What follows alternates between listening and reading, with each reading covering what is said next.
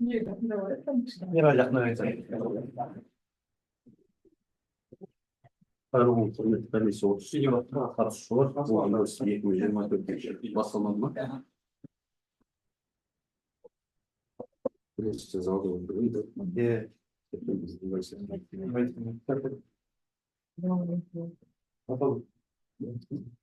Қайырлы күн, құрметті комиссия отырысына қатысушылар, бүгін біз 2022 11 желтоқсанда жарияланған Атырау облысы табиғи ресурстар және табиғат пайдалану реттеу басқармасы экологиялық сараптама және рұқсат беру бөлім басшысы және жер қойнауын пайдалану су ресурстары және орман шаруашылығы бөлім басшысы достырған мемлекеттік әкімшілік лауазымдарына әңгімелесу өткізетін боламыз.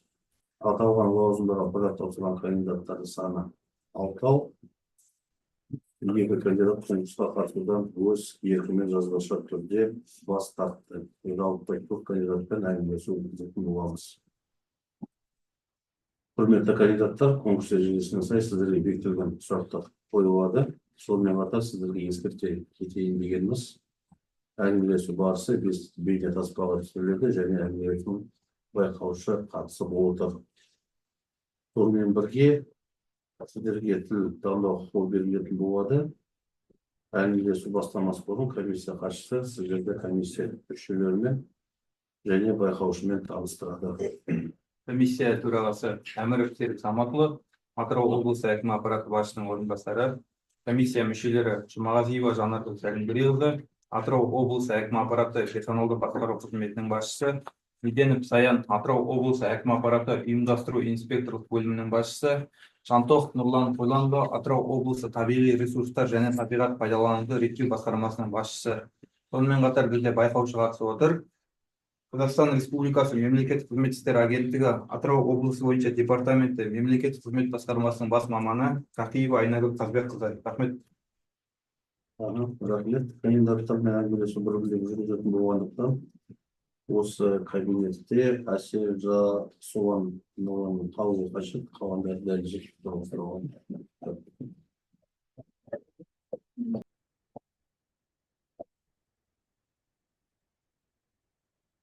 Ержан Тұрланович, досымыз естіп тұр ма? Естіп тұр. Айнагүл Қазбекқызы, сізге естіп тұр ма досымыз? Я естіп тұр, достар.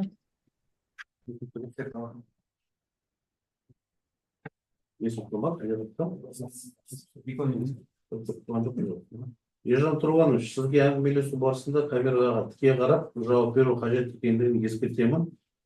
Сізге сұрақтар қай тілде қойған қалайсыз? Мемлекет тілінде, қазақ тілінде ме, немесе орыс тілінде ме?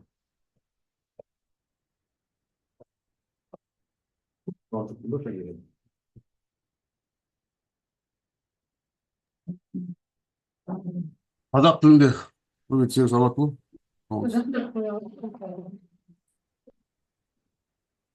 Естілді ма, Ержан Тұрланович, мен айтқаным?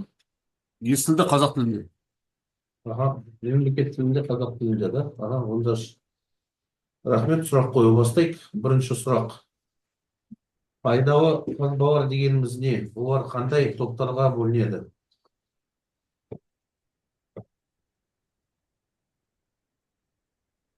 Айтыла жүрсіз?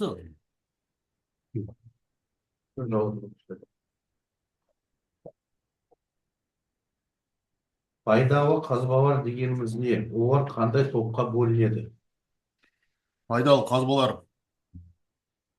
көмірсутек, жер асты қазбалары сондай топқа бөлінеді. Көмірсутекке газ, мұнай, битум сияқты жатады.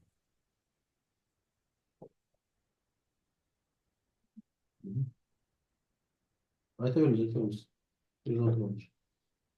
Жалпы үш топқа бөлінеді. Пайдалы қазбалар. Мана атап өткендей, көмірсутек, пайдалы қазбалар, сосын шатаспасам жер қойнауы мүмкін.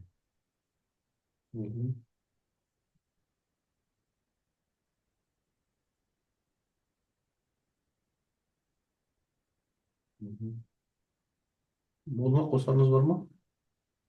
Жоқ, сол. Келесі сұрақ Келесі сұрақ, мемлекеттік орман қорына не жатады?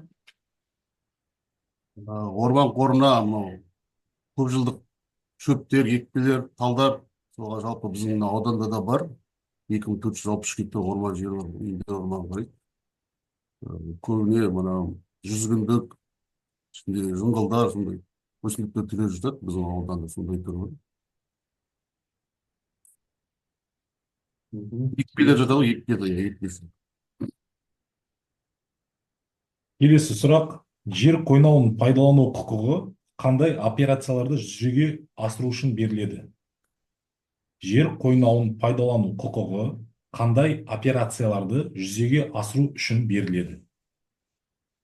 Жалпы жер қойнауын жүзеге асыру енді қазіргі уақытта мынау лицензиялар беру болады, біріншіден топырақтарға қатты қазулар пайдаланылады. Сондай-ақ қазір мынау жалпы ортақ жолдар салу кезінде оларға рұқсат беріледі. Екі бөлек манағы лицензия бөлек, рұқсат бөлек. Жалпы біздің жер қойнауы туралы заңында 204 бабынан бастап жергілікті атқарушы органның құзырында содан басталады.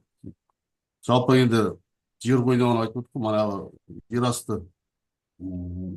жер асты қазбаларды, мұнай сияқты, топырақ сияқты өндірістер үшін пайдаланып соларды іздеу мақсатында, рұқсат беру мақсатында. Келесі сұрақ. Қазақстан Республикасы су заңнамаларының міндеттемелерін атаңыз. Қазақстан Республикасы су заңнамаларының міндеттерін атаңыз. Енді менің түсінігім бойынша жалпы судың белдеулерін, аймақтарын, сосын мынау судың жалпы ставкілері бар, соларды бекіту мақсатында деп ойлаймын.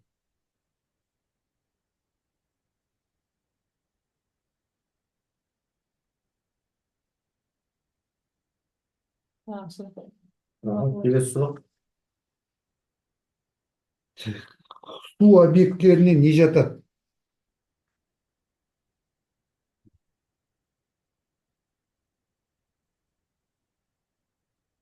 Мына шлюз, осындай каналдар, су бойында су реттегіштер, солар жатады деп есептеймін, объекті болып. Су реттегіштер. Ержан Тұрарыш, қосарыңыз бар ма? Мына сұраққа қалады. Соңғы сұраққа қосатың бар ма? Жалпылама қысқаша осылай түсініп отырмын. Маған қарай еліп қойсын. Ержан Тұрон, жауаптарыңызға рахмет. Егер де әңгіме соңғы қорытындысын алсаңыз, комиссия қатысшы сізге 2 жұмыс күнінің ішінде хабарын береді. Рахмет, сау болыңыз. Рахмет, сау болыңыз.